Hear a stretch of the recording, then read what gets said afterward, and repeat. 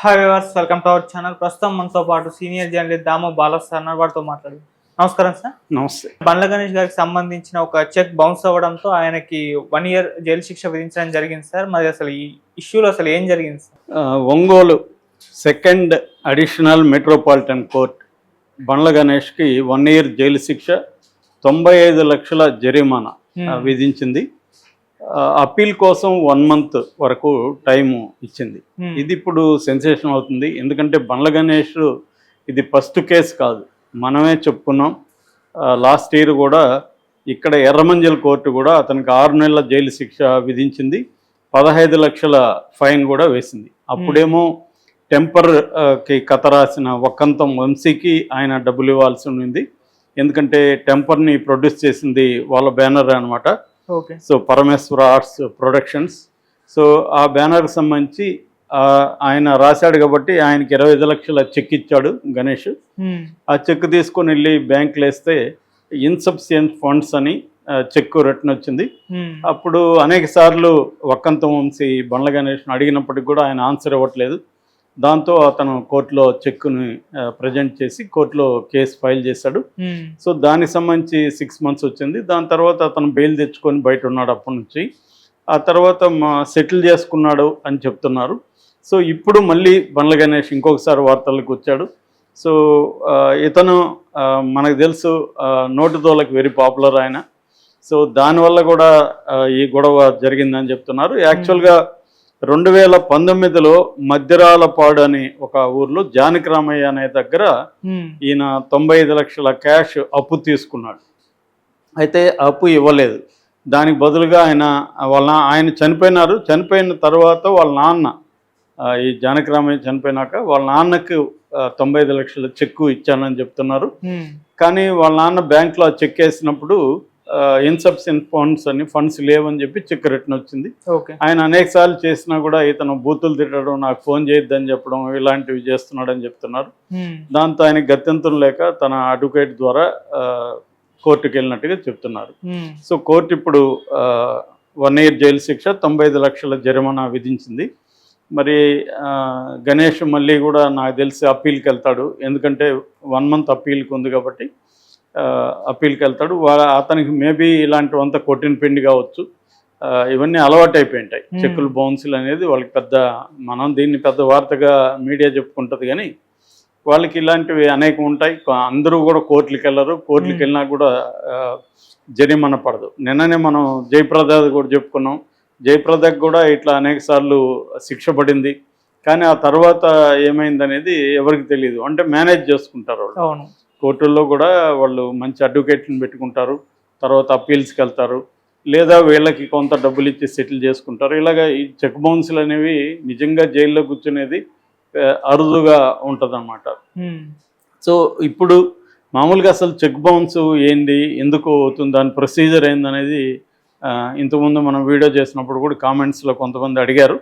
బేసిక్గా ఇండియాలో negotiable instruments act అని ఒక చట్టం ఉంటుంది, 1881 ఈ చట్టం కింద ఎవరైనా చెక్ ఇచ్చారనుకో, ఆ చెక్కు బౌన్స్ అంటారు. బౌన్స్ అంటే అర్థం ఏంటంటే డబ్బులు మనకి రిటర్న్ బ్యాంక్లో వేస్తాను నేను చెక్కు, బ్యాంకు డబ్బులు ఇవ్వకుండా రిటర్న్ చేస్తాడు చెక్కు.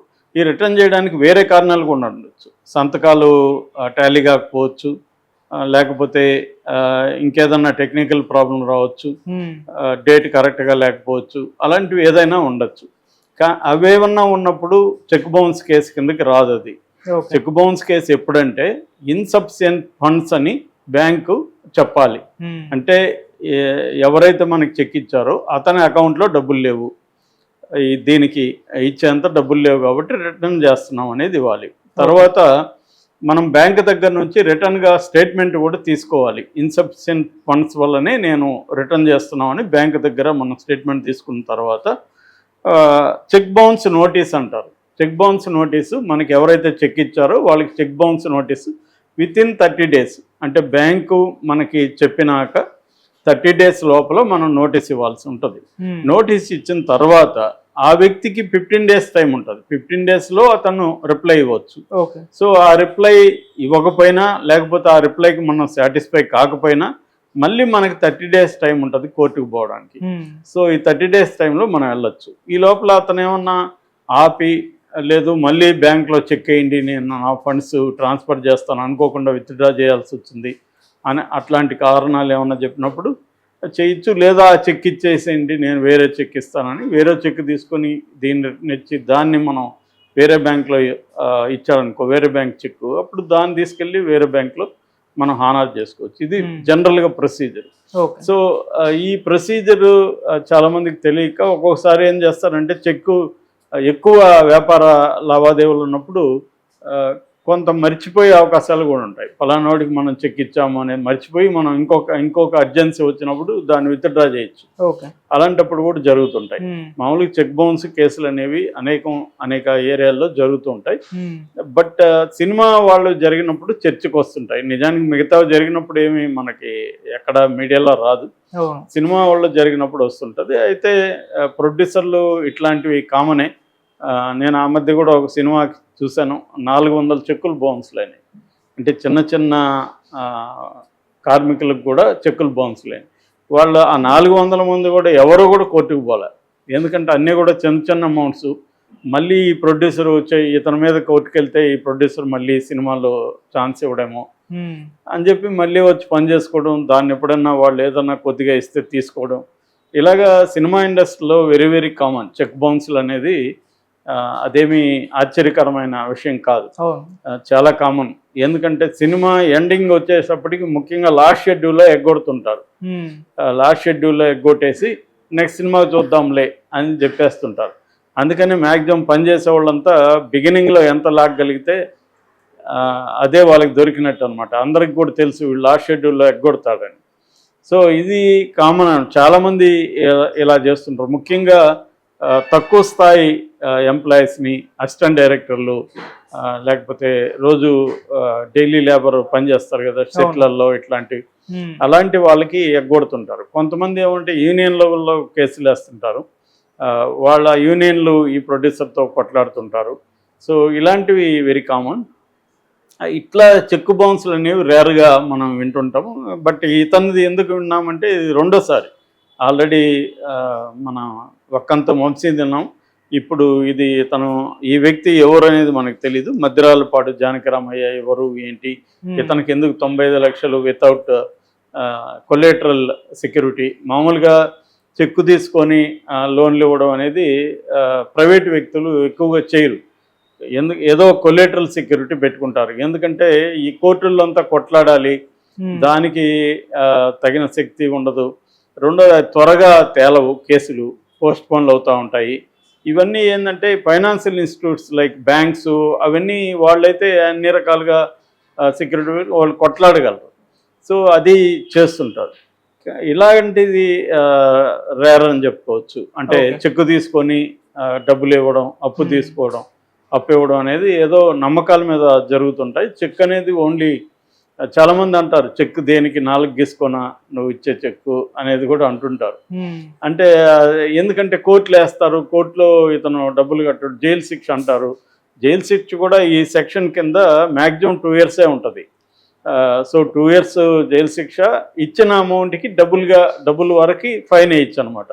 సో నువ్వు నాకు 20 లక్షలకి చెక్ ఇస్తే అది బౌన్స్ అయితే నీకు రేపు కోర్టు 40 లక్షల వరకు నీకు వేయచ్చు, అంతవరకే పర్మిషన్ ఉంటుంది. అట్లాగే మ్యాక్సిమం అంటే 2 ఏళ్ళు అనమాట. సో ఈయనకి వక్కంతం వంశీ కేసులేమో 6 నెలలు జైలు శిక్ష పడింది. ఈ కేసులేమో 1 year జైలు శిక్ష పడింది. 95 లక్షల జరిమానా. అంటే అతను అప్పు ఎంత ఇచ్చాడో అంత అమౌంట్ ప్లస్ కోర్టు ఖర్చులు కూడా కట్టేయమనింది. సో ఇది చాలా రీజనబుల్ పనిష్మెంట్గా మనం చెప్పుకోవచ్చు. సో మరి ఇప్పుడు ఇతను ఏం చేస్తాడు? ఇతనైతే ఖచ్చితంగా అప్పీల్కి వెళ్తాడు, లాయర్ల ద్వారా మేనేజ్ చేసుకుంటాడని అనుకుంటున్నాను. ఎందుకంటే అతనికి ఆ కాన్ఫిడెన్స్ లేకపోతే అసలు ఎగ్గొట్టాడు. ఇది పెద్ద అమౌంట్ కాదు అతనికి. నిజానికి ఇప్పుడు ఎంపీగా కూడా అతను కంటెస్ట్ చేయబోతున్నాడు. ఇదేంటంటే అవతలోడి బలం ఎంతో చూసుకుందాం, వాడు తేల్చుకొని కోర్టులో. ఎందుకంటే ఇది కంటిన్యూ అయితే ఇప్పుడు వడ్డీ ఏమి కట్టిమని లేదు కదా ఇతన్ని, ఓన్లీ 95 లక్షలు ఇవ్వమన్నారు. 95 లక్షలు ఇవ్వాలి. కాకపోతే ఏంటంటే జైలు శిక్ష ఉంది. కానీ పైకోర్టుకి అప్పీల్కి వెళ్తాడు మళ్ళీ ఇతను. సో వీళ్ళు ఇలా కోర్టుల్ని మేనేజ్ చేస్తూ తిరుగుతూ ఉంటారు అన్నమాట. ఓకే.